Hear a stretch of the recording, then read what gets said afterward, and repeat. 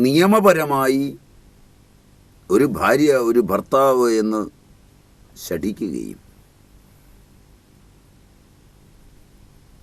നിയമമില്ലാത്ത ലൈംഗികതയ്ക്ക് കയറൂരി വിട്ട അവസ്ഥ ലോകത്ത് നൽകുകയും ചെയ്യുന്ന, കോശങ്ങളെ വിഭ്രമിപ്പിക്കുകയും കളവ് ചെയ്യാൻ പ്രേരിപ്പിക്കുകയും മസ്തിഷ്കത്തെ മാറ്റിമറിക്കുകയും ചെയ്യുന്ന, അതിനനുസരിച്ച് മനുഷ്യനിലെ സ്രവങ്ങൾ മാറിമറിയുന്ന ഒരവസ്ഥ സംജാതമായിട്ടുണ്ട്. നിയമപരമായി വിവാഹം ചെയ്ത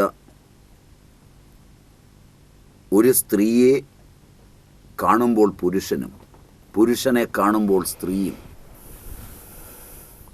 എൻ്റെ എന്നും എൻ്റെ കുഞ്ഞിന് വേണ്ടിയുള്ളതെന്നും ഉള്ള വികാരങ്ങൾ മറന്ന്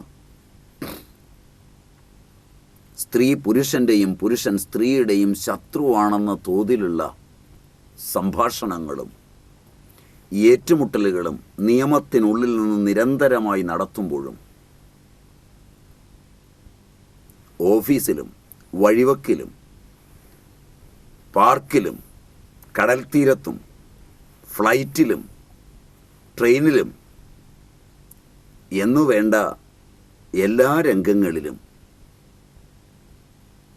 സ്ത്രീയും പുരുഷനും കമിതാവെന്ന അർത്ഥത്തിൽ കണ്ടുമുട്ടുകയും പരസ്പരം ആലിംഗനം ചെയ്യുകയും പരസ്പരം ലൈംഗികത കലർത്തിയുള്ള ആശയവിനിമയം ചെയ്യുകയും അത്തരം രംഗങ്ങളിൽ പുരുഷൻ സ്ത്രീയുടെ ശത്രു അല്ലാതിരിക്കുകയും സ്ത്രീ പുരുഷൻ്റെ ശത്രു അല്ലാതിരിക്കുകയും അവിടെ നടത്തുന്ന ലൈംഗിക കേളികളെല്ലാം സൃഷ്ടിന്മുഖമാകാതിരിക്കുകയും ചെയ്യുമ്പോൾ ഒരു പുതിയ ലോകം പിറക്കുന്നു. തൻ്റെ ഭാര്യയോടും തൻ്റെ ഭർത്താവിനോടും ഏറ്റുമുട്ടുന്നിടത്ത് സ്ത്രീ സ്ത്രീയായും പുരുഷൻ പുരുഷനായും ആധുനിക സ്ത്രീകളുടെയും ആധുനിക പുരുഷന്മാരുടെയും സങ്കല്പനങ്ങളിലിരുന്ന് ശത്രുതയിൽ നിന്ന് ബീജം സ്വീകരിച്ച് ഓട്ടിസത്തിലേക്കും സംഭ്രാന്തമായ എൻകഫാലൈറ്റിസിലേക്കും ഹൈഡ്രോകഫാലസിലേക്കും പുതിയ കുഞ്ഞുങ്ങളെ തള്ളിവിടുമ്പോൾ പരസ്പര സ്നേഹത്തിൻ്റെ ആലിംഗനത്തിൽ അമർന്ന് 10ഓളം പ്രസവിച്ചൊരു ജാഥയ്ക്കുള്ള പിള്ളേരെ ആരോഗ്യത്തോടെ പ്രസവിച്ച ഇന്നലത്തെ സ്ത്രീ പുരുഷ ലൈംഗികത വിവാഹത്തിലൂന്നി സ്വച്ഛന്തവും സദാചാരപൂർണവും സൗമ്യവും സ്നേഹോഷ്മളവും ആയിരുന്നതിൽ നിന്ന് വ്യത്യസ്തമായപ്പോൾ രോഗങ്ങളെ വരുത്തുന്നുവോ എന്നാണ് ചോദിച്ചത്. നമസ്കാരം സ്വാമിജി.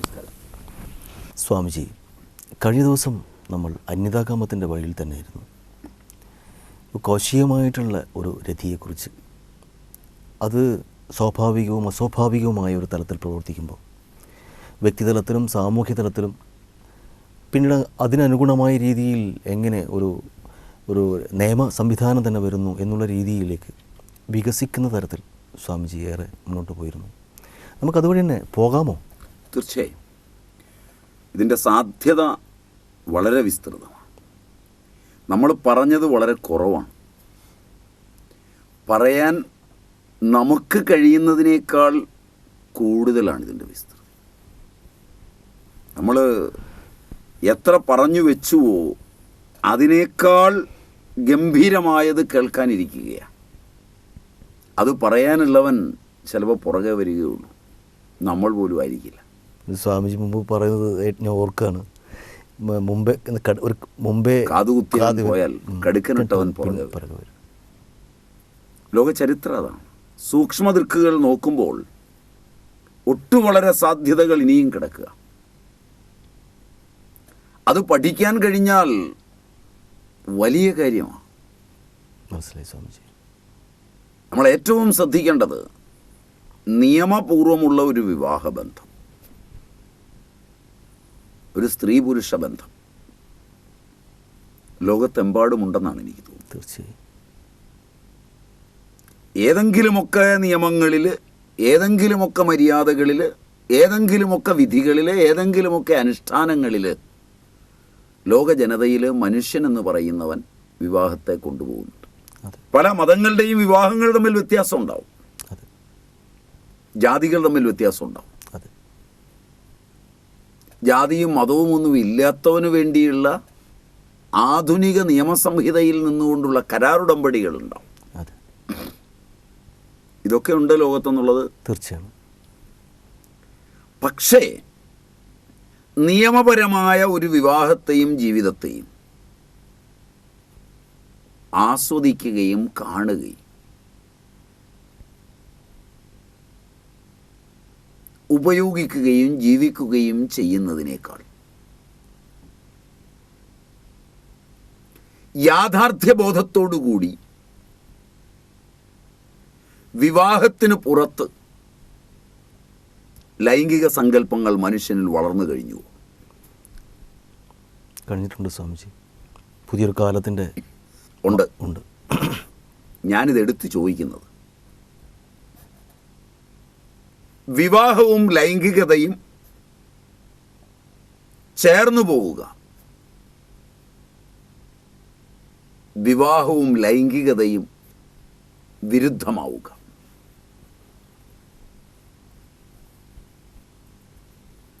പഠിപ്പും പ്രതാപ ഐശ്വര്യങ്ങളും പരിഷ്കാരവും രാഷ്ട്രസങ്കല്പങ്ങളും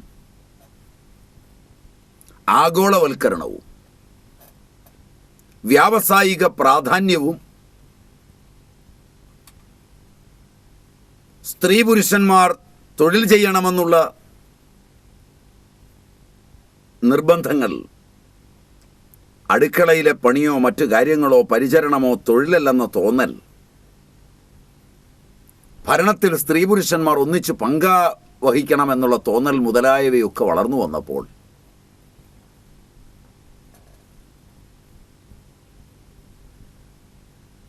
മനുഷ്യന്റെ വിവാഹത്തിൻ്റെയും ലൈംഗികതയുടെയും ഇതിവൃത്ത ഘടനയ്ക്ക് മാറ്റം വന്നിട്ടുണ്ടോ? തീർച്ചയായും വന്നിട്ടുണ്ട് സ്വാമിജി. പിന്നെ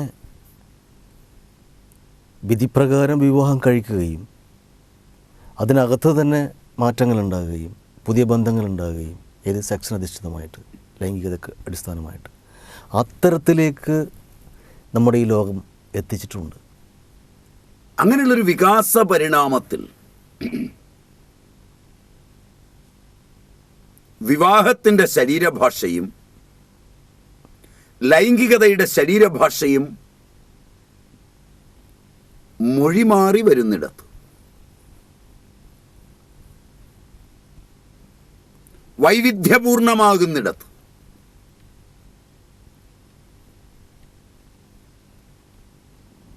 ബഹുസ്വരത ലൈംഗികതയിൽ നിലനിൽക്കുകയും വിവാഹം ഏകസ്വരമായിരിക്കണമെന്ന് നിയമനിർമ്മാണങ്ങൾ ചെയ്യുകയും ചെയ്യുന്ന അനവസ്ഥിതമായ ഒരു നിയമപരിരക്ഷ ആധുനികനെ വല്ലാതെ വലച്ചു കഴിഞ്ഞിട്ടുണ്ടോ? ബഹുഭാര്യത്വവും ബഹുഭർത്തൃത്വവും എല്ലാം എടുത്തു കളയുകയും നിയമപരമായി ഒരു ഭാര്യ ഒരു ഭർത്താവ് എന്ന് ശഠിക്കുകയും നിയമമില്ലാത്ത ലൈംഗികതയ്ക്ക് കയറൂരി വിട്ട അവസ്ഥ ലോകത്ത് നൽകുകയും ചെയ്യുന്ന, കോശങ്ങളെ വിഭ്രമിപ്പിക്കുകയും കളവ് ചെയ്യാൻ പ്രേരിപ്പിക്കുകയും മസ്തിഷ്കത്തെ മാറ്റിമറിക്കുകയും ചെയ്യുന്ന, അതിനനുസരിച്ച് മനുഷ്യനിലെ സ്രവങ്ങൾ മാറിമറിയുന്ന ഒരവസ്ഥ സംജാതമായിട്ടുണ്ട്. തീർച്ചയായും വർദ്ധിച്ചു വന്നിട്ടുണ്ട്. ഉപരി നിയമപരമായി വിവാഹം ചെയ്ത ഒരു സ്ത്രീയെ കാണുമ്പോൾ പുരുഷനും പുരുഷനെ കാണുമ്പോൾ സ്ത്രീയും എൻ്റെ എന്നും എൻ്റെ കുഞ്ഞിന് വേണ്ടിയുള്ളതെന്നും ഉള്ള വികാരങ്ങൾ മറന്ന് സ്ത്രീ പുരുഷൻ്റെയും പുരുഷൻ സ്ത്രീയുടെയും ശത്രുവാണെന്ന തോതിലുള്ള സംഭാഷണങ്ങളും ഏറ്റുമുട്ടലുകളും നിയമത്തിനുള്ളിൽ നിന്ന് നിരന്തരമായി നടത്തുമ്പോഴും ഓഫീസിലും വഴിവക്കിലും പാർക്കിലും കടൽ തീരത്തും ഫ്ലൈറ്റിലും ട്രെയിനിലും എന്നു വേണ്ട എല്ലാ രംഗങ്ങളിലും സ്ത്രീയും പുരുഷനും കമിതാവെന്ന അർത്ഥത്തിൽ കണ്ടുമുട്ടുകയും പരസ്പരം ആലിംഗനം ചെയ്യുകയും പരസ്പരം ലൈംഗികത കലർത്തിയുള്ള ആശയവിനിമയം ചെയ്യുകയും അത്തരം രംഗങ്ങളിൽ പുരുഷൻ സ്ത്രീയുടെ ശത്രു അല്ലാതിരിക്കുകയും സ്ത്രീ പുരുഷൻ്റെ ശത്രു അല്ലാതിരിക്കുകയും അവിടെ നടത്തുന്ന ലൈംഗിക കേളികളെല്ലാം സൃഷ്ടിന്മുഖമാകാതിരിക്കുകയും ചെയ്യുമ്പോൾ ഒരു പുതിയ ലോകം പിറക്കുന്നു. തീർച്ചയായും പുതിയ ലോകം പിറക്കുന്നുണ്ട് സ്വാമിജി. ഇങ്ങനൊരു ലോകമുണ്ടോ അതോ എൻ്റെ സങ്കല്പമാണോ? ഒരിക്കലല്ല സ്വാമിജി, ഉള്ളതാണ്. തൻ്റെ ഭാര്യയോടും തൻ്റെ ഭർത്താവിനോടും ഏറ്റുമുട്ടുന്നിടത്ത് സ്ത്രീ സ്ത്രീയായും പുരുഷൻ പുരുഷനായും ആധുനിക സ്ത്രീകളുടെയും ആധുനിക പുരുഷന്മാരുടെയും സങ്കല്പനങ്ങളിലിരുന്ന് ശത്രുതയിൽ നിന്ന് ബീജം സ്വീകരിച്ച് ഓട്ടിസത്തിലേക്കും സംഭ്രാന്തമായ എൻകഫാലൈറ്റിസിലേക്കും ഹൈഡ്രോകഫാലസിലേക്കും പുതിയ കുഞ്ഞുങ്ങളെ തള്ളിവിടുമ്പോൾ പരസ്പര സ്നേഹത്തിൻ്റെ ആലിംഗനത്തിൽ അമർന്ന് 10ഓളം പ്രസവിച്ചൊരു ജാഥയ്ക്കുള്ള പിള്ളേരെ ആരോഗ്യത്തോടെ പ്രസവിച്ച ഇന്നലത്തെ സ്ത്രീ പുരുഷ ലൈംഗികത വിവാഹത്തിലൂന്നി സ്വച്ഛന്തവും സദാചാരപൂർണവും സൗമ്യവും സ്നേഹോഷ്മളവും ആയിരുന്നതിൽ നിന്ന് വ്യത്യസ്തമായപ്പോൾ രോഗങ്ങളെ വരുത്തുന്നുവോ എന്നാണ് ചോദ്യം. തീർച്ചയായും രോഗത്തെ വരുത്തുന്നു. ഇതൊരു അന്വേഷണമാണ്. വരുത്തുന്നു എന്ന് ഉറപ്പ് പറഞ്ഞാനായില്ലെങ്കിലും അല്ല, അത് ഇത് വരുത്തുന്നു എന്ന് എനിക്ക് പറയേണ്ടി വന്നത് എന്തുകൊണ്ടാണെന്നറിയോ സ്വാമിജി? ഇത് കാണുന്നു. കാരണം എന്ന് വെച്ചാൽ ഓട്ടിസത്തിൻ ഉള്ള കുട്ടികളുടെ എണ്ണം വല്ലാതെ പെരുകുന്നു. പിന്നെന്ന് പറഞ്ഞാൽ സ്ത്രീ പുരുഷ ബന്ധങ്ങളിൽ ഒരുപാട് തകർച്ചകൾ ഉണ്ടാകുന്നു. ഡൈവേഴ്സ് ഒരുപാട് കൂടുന്നു. നിയമപരമായി നമ്മൾ തന്നെ കഴിഞ്ഞ ദിവസങ്ങളിൽ ചർച്ച ചെയ്തതാണ്. ഇതിനൊക്കെ അടിസ്ഥാനത്തിൽ മാറുന്നു എന്ന് തന്നെയാണ് കണക്കുകൾ പറയുന്നത്. അപ്പം അത്തരമൊരു രംഗത്ത് നീ എൻ്റെ ശത്രുവാണ്, നിന്റെ വർഗമേ എൻ്റെ ശത്രുവാണ് എന്നാണ് സ്ത്രീ പുരുഷനോടും പുരുഷൻ സ്ത്രീയോടും ഒരുപോലെ പറയുന്നത്. ഇതിൽ ഭേദമില്ല. നമ്മൾ സ്ത്രീയുടെ പക്ഷത്തോ പുരുഷന്റെ പക്ഷത്തോ ഈ കാര്യത്തിലില്ല. എൻ്റെ ആവശ്യമുണ്ടെന്ന് തോന്നുന്നില്ല. കാരണം സ്ത്രീയെ ഉയർത്തിപ്പറഞ്ഞ് എന്തെങ്കിലും നേടിയെടുക്കാനോ പുരുഷനെ ഉയർത്തിപ്പറഞ്ഞ് നമ്മുടെ പുരുഷത്വത്തെ ഒന്ന് വിജൃംഭിക്കാനോ പോയിട്ടൊന്നും നേടാനില്ല. പകരം ഏത് കുടുംബത്തിലെത്തിയാലും ഒരു പറ്റം പുരുഷവിരോധികളായ സ്ത്രീകളെയും സ്ത്രീവിരോധികളായ പുരുഷന്മാരെയുമാണ് വിവാഹരംഗത്ത് ചേർത്ത് വച്ചിരിക്കുന്നത്. ഒരു ദിവസത്തിൽ പ്രൗഢയും നല്ല കുടുംബിനിയും നല്ല പാരമ്പര്യമുള്ളവളുമായവളെ മാറ്റി നിർത്തിയാൽ ഒരു വേള സാമ്പത്തികമായി ഉയർന്നതും വിദ്യാഭ്യാസപരമായി ഉന്നത നിലവാരത്തിലുമുള്ളതുമായ ആധുനിക സ്ത്രീ ഒരു ദിവസത്തിൽ എത്ര പ്രാവശ്യം തൻ്റെ പുരുഷനോട് നിങ്ങൾ പുരുഷന്മാരെല്ലാം അല്ലെങ്കിലും അങ്ങനെയാണെന്ന് പറയുന്നുണ്ട്. വെറും വാക്കല്ല, ഉള്ളിൽ തട്ടിയാ പറയുന്നത്. പലപ്പോഴും കുട്ടികളുടെ മുമ്പിൽ വെച്ചുവാ പറയുന്നത്. എത്ര പ്രാവശ്യം ഒരു പുരുഷൻ തൻ്റെ സ്ത്രീയോട്, അവൻ്റെ അമ്മ സ്ത്രീയാണ്, അവൻ്റെ സ്നേഹഭാജനമായ ഭാര്യ സ്ത്രീയാണ്, മകള് സ്ത്രീയാണ്, ആ ഭാവതലങ്ങളെല്ലാം മറന്ന് അല്ലെങ്കിലും സ്ത്രീ ഇങ്ങനെയാണ് എന്നെത്ര പ്രാവശ്യം പറയുന്നുണ്ട്. ഇത് ആരോഗ്യരംഗത്തെ ഒരു കടങ്കഥയല്ലേ? ഇവൻ്റെ മാനസികാരോഗ്യത്തെ ഇത് നശിപ്പിക്കില്ലേ? ഇത് വെറും വാക്കാണോ? ഒരിക്കലല്ല സംശയം. ഇത് കോശങ്ങളെ മാറ്റിമറിക്കുമോ? തീർച്ചയായും. ഇവിടെയൊക്കെ നിന്നുകൊണ്ട് ചിന്തിക്കുമ്പോഴാണ് നമ്മൾ ഈ വിഷയത്തെ കുറെ കൂടെ ഗൗരവതരമായി കാണേണ്ടത്. കണ്ടതൊന്നും ഒന്നുമല്ല എന്ന് തോന്നുന്നു. മറിച്ച് ഇതേ പുരുഷൻ ഒരവസരം കിട്ടിയാൽ കാളിദാസൻ്റെയും ഭവഭൂതിയുടെയും സ്ത്രീസങ്കല്പം മുതൽ മുട്ടത്ത് വർക്കിയുടെയും പൊൻകുന്നം വർക്കിയുടെയും വരെ സ്ത്രീസങ്കല്പത്തിലൂന്നിയ ഭാവനയുണർന്ന് പാർക്കിലും ദൂരത്തുള്ള ക്ഷേത്രങ്ങളിലും തീർത്ഥാടന കേന്ദ്രങ്ങളിലും നദീതീരങ്ങളിലും ഭാര്യയുള്ളവനായിരിക്കെ കൂടി കമിതാവിനോടൊപ്പം സങ്കല്പങ്ങൾ മേഞ്ഞ് നടക്കുമ്പോൾ ഒരു പ്രാവശ്യമെങ്കിലും അല്പനേരത്തെ ലൈംഗികതയ്ക്കും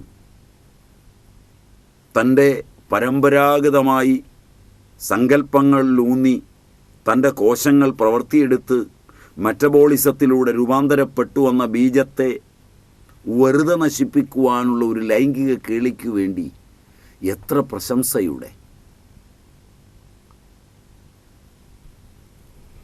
ലോകങ്ങളിലൂടെ കൊണ്ടുപോകും. മനസ്സിലായി സ്വാമിജി. തന്നെ നാളെ കൊഞ്ഞനം കുത്തുകയും തൻ്റെ തന്നെ അധികാരങ്ങളെ ചിലപ്പോൾ തൂത്തെറിയുകയും താൻ നേടിയ നേട്ടങ്ങളെല്ലാം സമൂഹ മധ്യത്തിൽ നിസ്സാരമാക്കുകയും ചെയ്യുന്ന ആ സ്പർശനങ്ങളും ദർശനങ്ങളും സങ്കല്പങ്ങളിൽ ഊന്നി ഇവൻ ചെയ്യുമ്പോൾ അതേ സങ്കല്പനങ്ങൾ ഊന്നാൻ പറ്റാത്ത ഒന്ന് നിയമപരമായി വിവാഹം കഴിച്ച് വീട്ടിൽ നിർത്തേണ്ടുന്ന വൈകല്യത്തിലേക്കല്ലേ വിദ്യാഭ്യാസം ഇന്ന് നമ്മെ കൂട്ടിക്കൊണ്ടുപോയിരിക്കുന്നത്. തീർച്ചയായും ജനിക്കുന്നതെല്ലാം രോഗികളായി മാറുകയും ആരോഗ്യത്തിലൂടെ ജനിക്കേണ്ടവയെല്ലാം തെരുവിൽ തള്ളുകയും ചെയ്ത ഒരു വികല ലൈംഗികതയുടെ ഭാണ്ഡവും പേറിയല്ലേ ആധുനിക മനുഷ്യൻ വ്യാവസായിക പ്രാധാന്യമുള്ള ഈ ലോകത്ത് ജനാധിപത്യത്തിൻ്റെ ഇന്നത്തെ പ്രക്രിയയിൽ ജീവിച്ചു പോകുന്നത്. നമ്മൾ നേരത്തെ പറഞ്ഞിട്ടുണ്ട്, ഒരു കോശം ഒരു സെക്കൻഡിൽ 20 ട്രില്യൺ കർമ്മങ്ങളാണ് ചെയ്യുന്നത്.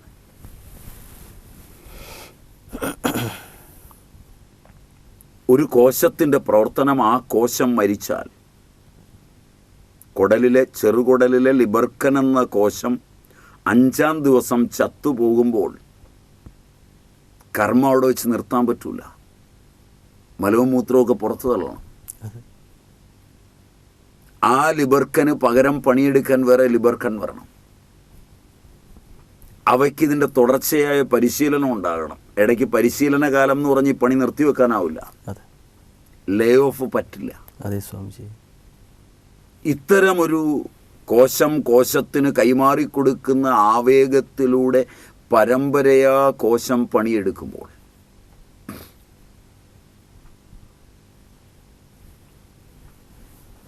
അതിൽ നിന്ന് കുറേ കോശങ്ങളെ വൈദ്യശാസ്ത്രത്തിൻ്റെ, ആധുനിക വൈദ്യശാസ്ത്രത്തിൻ്റെ വെളിച്ചത്തിൽ ആലോചനയില്ലാതെ കണ്ടിച്ചു മാറ്റുന്നു എന്ന് വിചാരിക്കും.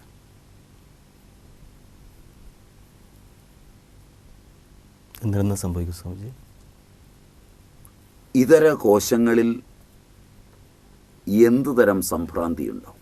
ജീവകോശങ്ങളാണ് ഇതെല്ലാം പ്രാണനെ വഹിക്കുന്നതാണ്. ഇതിലേത് കോശം എടുത്താലും പൂർണ്ണമാണ്. ഏത് കോശത്തിൽ നിന്നും ഒരു പൂർണ്ണ മനുഷ്യനെ വേറെ സൃഷ്ടിക്കാം. ഇതൊക്കെ ശാസ്ത്രത്തിന് സമ്മതവുമാണ്. അതെ സ്വാമിജി. ഇങ്ങനെയാണെങ്കിൽ ഓരോ കോശവും ടോട്ടിപ്പൊട്ടൻ്റാണ്. A zygote that is totipotent.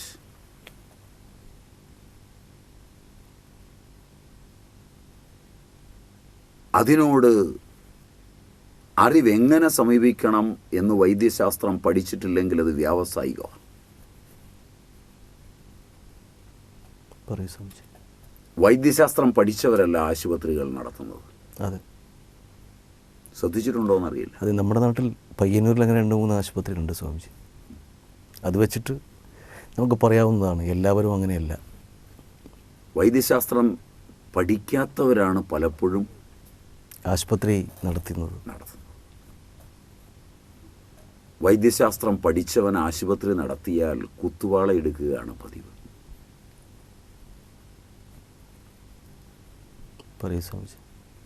വൈദ്യശാസ്ത്രം ശരിക്കു പഠിച്ചൊരുത്തൻ ആശുപത്രി നടത്താൻ പോയാൽ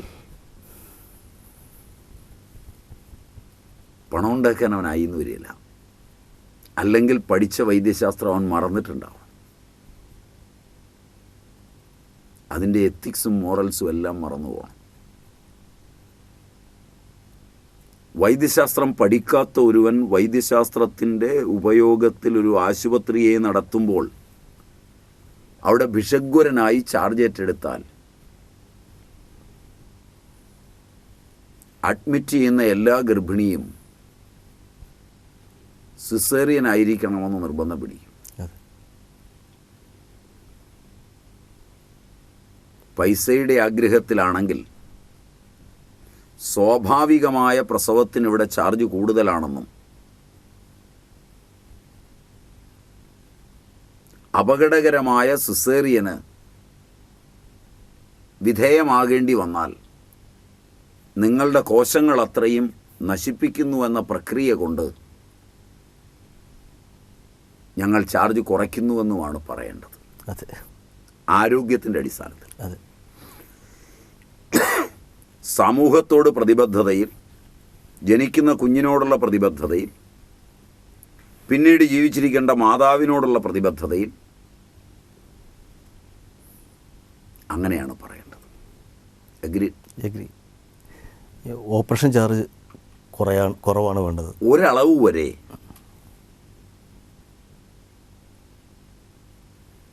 പ്രസവിക്കുന്ന കുഞ്ഞുങ്ങളുടെ എണ്ണം 1-ലോ 2-ലോ ആധുനിക വിവാഹശേഷം നിലനിൽക്കുന്നത് ഓപ്പറേഷനിലൂടെ കുഞ്ഞിനെ എടുത്തു കഴിയുമ്പോൾ ഇനിയും പ്രസവമെന്ന ഒരു പരീക്ഷണത്തിന് തയ്യാറാകുന്നത് അപകടകരമാണെന്നുള്ള സ്വന്തം മസ്തിഷ്കത്തിൽ നിന്നുള്ളൊരു ബോധവും കൂടി ആയിരിക്കുമോ? ആയിരിക്കണം. ഒന്ന് അന്വേഷിക്കേണ്ടതാണ്. ഒരു അന്വേഷണം നടത്തി നോക്കേണ്ടതാണ്. മാത്രവുമല്ല,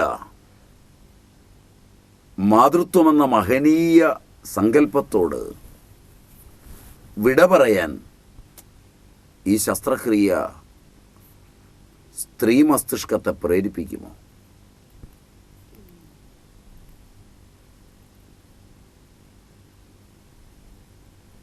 തൻ്റെ കോശങ്ങൾക്ക് നേരെ കത്തിയെടുത്തു വന്ന് തൻ്റെ കോശങ്ങളെ ഛേദിച്ച്, തനിക്കു വേണ്ടി പണിയെടുത്ത തൻ്റെ കോശങ്ങളെ ഛേദിച്ച്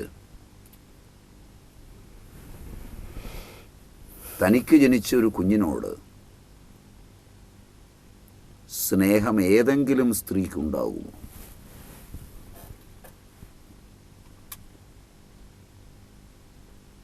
ഉണ്ടാകാൻ മുറിഞ്ഞുപോയ കോശങ്ങളുടെ പിന്തുടർച്ചക്കാരായ കോശങ്ങൾ സമ്മതിക്കുമോ?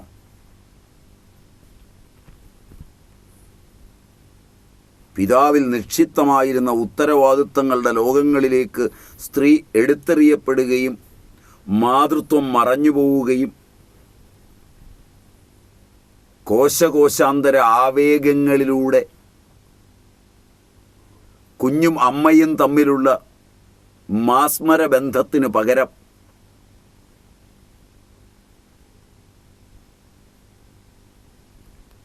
ആന്തരികമായൊരു വിരോധത്തിലേക്ക് ഇതെടുത്തെറിയപ്പെടുമോ? ഒരു ശരിക്കും പഠിക്കേണ്ടുന്നൊരു വിഷയം തന്നെയാണ് സ്വാമിജി.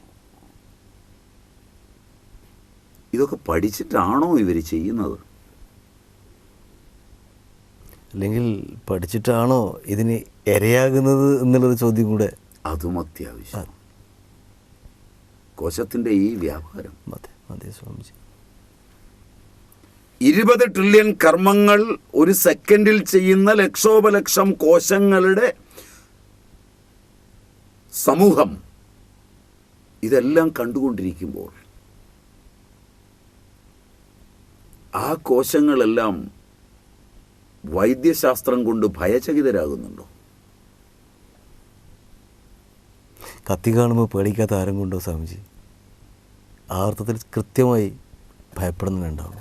ഒരു ശാസ്ത്രത്തിൽ ഭയചകിതരാകുന്ന ഒരു ജനതയ്ക്ക് ആ ശാസ്ത്രത്തിൻ്റെ ഓർമ്മയോ ആ ശാസ്ത്രത്തെക്കുറിച്ചുള്ള ശബ്ദമോ ആ ശാസ്ത്രത്തിലെ ഔഷധങ്ങളോ കാലാന്തരത്തിൽ പരിണാമ പ്രക്രിയയിൽ പ്രയോജനപ്രദമായി തീരുമോ?